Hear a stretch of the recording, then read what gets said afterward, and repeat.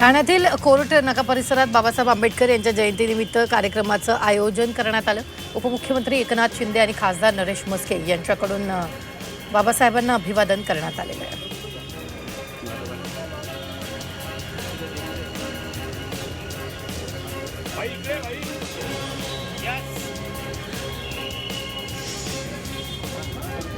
दादरच्या चैत्यभूमी इथं महामानव डॉक्टर बाबासाहेब आंबेडकर यांच्या 135व्या जयंतीनिमित्त मंत्री रामदास आठवले यांची उपस्थिती होती। यावेळी त्यांनी सहकुटुंब बाबासाहेबांना विनम्र अभिवादन केलं। यावेळी रिपब्लिकन पक्षाच्या कार्यकर्त्यांची उपस्थिती होती।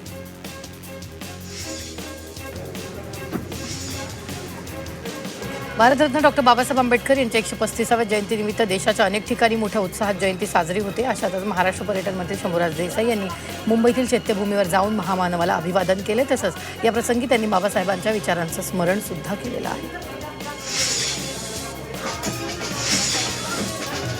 देशभरात भारतरत्न डॉक्टर बाबासाहेब आंबेडकर यांच्या 135व्या जयंतीचा मोठा उत्साह पाहायला मिळतो। अशातच परळच्या बेस्ट कॉलनीमध्ये बाबासाहेबांची जयंती मोठ्या आनंदात आणि जल्लोषात साजरी करण्यात आली। यावेळी विविध कार्यक्रम आणि भव्य रॅलीचं आयोजन करण्यात आलं। तसंच बाबासाहेबांना अभिवादन करण्यासाठी भीम अनुयायांनी मोठी गर्दी केली। घाटकोपरच्या इंदिरानगर इथं पंचशील मित्रमंडळातर्फे बाबासाहेबांच्या जयंतीचं आयोजन करण्यात आलं। यावेळी महाड इथं चौदार तळे सत्याग्रहाचा देखावा उभारण्यात आला। तसंच हा देखावा पाहण्यासाठी नागरिकांनी मोठी गर्दी केली। नवी मुंबईच्या वाशी भारतरत्न डॉक्टर बाबासाहेब आंबेडकरांची 135वी जयंती मोठ्या उत्साहात साजरी करण्यात आली। यावेळी छत्रपती शिवाजी महाराज चौकात भव्य देखावा उभारण्यात आला। शिक्षणाच्या बळावर सर्व क्षेत्रात महिला आघाडीवर आहेत असा संदेश यावेळी देण्यात आला। मुंबईच्या परळमध्ये डॉक्टर बाबासाहेब आंबेडकर जयंतीनिमित्त देखावा सादर करण्यात आला। डॉक्टर बाबासाहेब आंबेडकर आणि भगवान गौतम बुद्ध जयंती उत्सव मंडळ परळ गावच्या वतीनं हा देखावा सादर केला। सिम्बॉल ऑफ द नॉलेज हा संविधान देखावा सादर करण्यात आलेला आहे। देखावा पाहण्यासाठी भीम अनुयायांनी गर्दी केली। आज डॉक्टर आंबेडकर जयंतीनिमित्त वसईतील चित्रकार कौशिक दिलीप जाधव यांनी महाड येथील चौदार तळ्यात एका दगडावर बाबासाहेबांचं चित्र रेखाटलं। वॉटर कलरच्या माध्यमातून अवघ्या अर्ध्या तासात हे चित्र रेखाटण्यात आलं। भिवंडीतील फुलेनगर मित्रमंडळाकडून बाबासाहेब आंबेडकर यांच्या जीवनातील सुंदर देखावा सादर करण्यात आला। तर यामध्ये आंबेडकर यांचे वडील रामजी यांना पुस्तक देत आहेत। हा देखावा पाहण्यासाठी भीम अनुयायी मोठ्या संख्येने देखाव्याला भेट देत आहेत। गोरेगाव येथील म्हाडा वसाहतीतील वास्तू हाईट्समध्ये डॉक्टर बाबासाहेब आंबेडकरांची जयंती दिनी महापुरुषांचा संयुक्त जयंती सोहळा मोठ्या उत्साहात साजरा झाला। तर सम्यक समता संघाच्या वतीनं आयोजित या सोहळ्यात वास्तू आणि स्वराज्य हाईट्समधील रहिवासी मोठ्या संख्येने उपस्थित होते। यावेळी लहान बालकांनी अनोख्या पद्धतीनं महापुरुषांना अभिवादन केलं। बदलापूर शहराला आता टाटा पॉवरचा वीज पुरवठा होणार आहे। राज्याच्या मंत्रिमंडळ बैठकीत या प्रकल्पाला मान्यता देण्यात आली आहे। कात्रप इथं क्रीडा संकुलाच्या जागेवर 4 एकर जागेत टाटा पॉवर वीज कंपनीचा प्रकल्प उभारण्यात येणार आहे।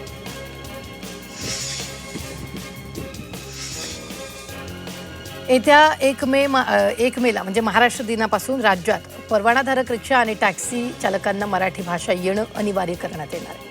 याबाबत मोटार परिवहन विभागाच्या 59 प्रादेशिक आणि उपप्रादेशिक कार्यालयांमार्फत परवाना तपासणी मोहीम राबवण्यात येणार आहे। संबंधित चालकांना मराठी लिहिता आणि वाचता येते का याची पडताळणी केली जाणार आहे।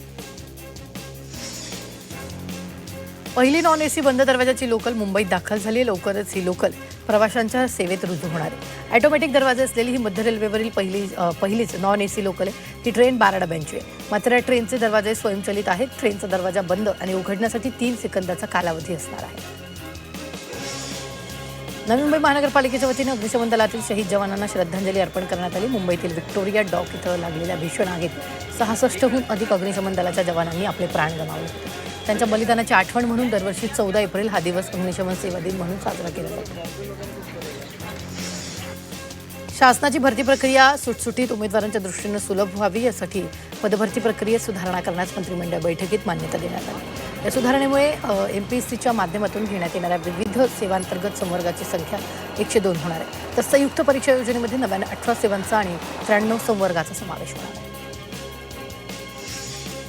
आकाशातील युद्धामुळे जगभरात चिंतेचं वातावरण आहे। आता त्यात पावसाच्या अंदाजानं भर घातली। यावर्षी प्रशांत महासागरात अल निनोची स्थिती निर्माण होण्याची शक्यता असून यामुळे देशात सरासरीपेक्षा कमी पाऊस पडेल अशी शक्यता हवामान विभागानं वर्तवली। यंदा सरासरीच्या 92% पावसाचा अंदाज हवामान विभागानं वर्तवला आहे।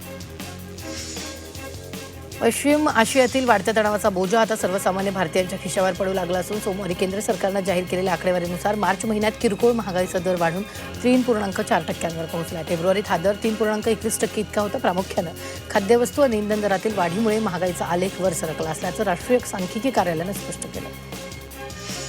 अंबरनाथ तालुक्यातील सामटोली ग्रामपंचायत हद्दीत असलेल्या RMC हा ready mix concrete plant seal केला. आदिवासींच्या तक्रारीनंतर तहसीलदारांनी कारवाई केली आहे. प्लांटमधून निघणाऱ्या धुळीमुळे आदिवासींच्या आरोग्याचा प्रश्न निर्माण झाला. मुंबईमधील अंधेर येथील 30 कोटींचं ड्रग्ज रॅकेट समोर आलेलं आहे. 13,000च्या भाड्याच्या खोलीत ड्रग्जची फॅक्टरी सुरू होती. गुजरात पोलिसांच्या ताब्यातून फरार असलेला आरोपी या ड्रग्ज रॅकेटचा मुख्य आहे, तर खार पोलिसांनी आरोपीला ताब्यात घेतला आहे. कल्याणमधील रामबाग परिसरात एका नामांकित हॉटेल चालकाचा गळ्यातील महागडी चेन हिसकावून 3 चोरटे फरार झाले होते. ही घटना सीसीटीव्हीत कॅमेऱ्यात चित्रित झाली होती. या आधारे महात्मा फुले पोलीस ठाणे पोलिसांनी तपासाची चक्र फिरवली. पोलिसांना आरोपी मुंबईतील गोवंडी परिसरात असल्याची माहिती मिळाली. नेरळ पोलिसांनी मोठी कारवाई केली. मंगळसूत्र आणि सोनसाखळा चोरणाऱ्या अट्टल गुन्हेगाराला नेरळ पोलिसांनी अटक केली. आरोपींकडून 1 लाख किमतीचे दागिने हस्तगत केले असून कर्जत आणि ठाणे जिल्ह्यातील 12 गुन्हे उघडकीस आले. मुंबई पुणे जुन्या महामार्गावर बोरघाटात ऑइल टँकर उलटलेला आहे. टँकरमध्ये एडिबल ऑइल होतं आणि अपघातात टँकर चालक जखमी झाला. बाधित टँकर सुरक्षित स्थळी हलवण्यात आलेला आहे. वाहतूक सुरळीत करण्यात आलेली आहे.